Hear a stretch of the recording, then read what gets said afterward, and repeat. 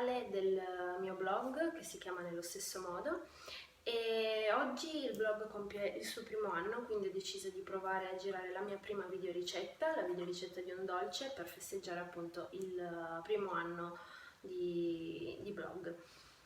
Che cos'è Recipe Journey? Recipe Journey è un blog di cucina internazionale, ovvero troverete ricette provenienti da diversi paesi del mondo, quindi tratteremo diverse cucine.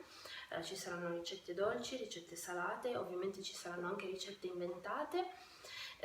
Potrete trovare tante ricette per preparare cocktail direttamente a casa, e non solo, ci sarà una sezione dedicata alle guide tecniche di cucina e magari anche di preparazione dei cocktail, e ci saranno altre due parti importanti nel blog, ovvero la storia della cucina, dove tratteremo la storia delle varie cucine che troverete sul blog e la storia di alcuni ingredienti che le vanno a comporre, quindi ci sarà veramente un po' di tutto.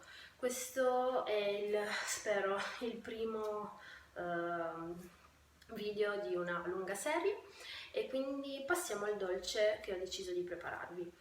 Allora, per festeggiare ho voluto preparare un dolce semplice che possono preparare tutti senza particolari capacità tecniche, dato che appunto è un dolce e alcuni dolci sono veramente difficili.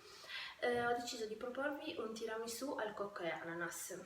So che ce ne sono altri sul web, li ho guardati, però volevo cercare di crearne uno che fosse il più possibile fedele all'originale, quindi la componente del liquore, il mascarpone, i biscotti, la bagna dei biscotti, e quindi me lo sono, diciamo, un po' studiato per cercare di creare un tiramisù il più bilanciato possibile e che abbia il gusto sia di ananas che di cocco. Quindi spero che il video vi piaccia, che il dolce vi piaccia, e passiamo alla preparazione. Ciao!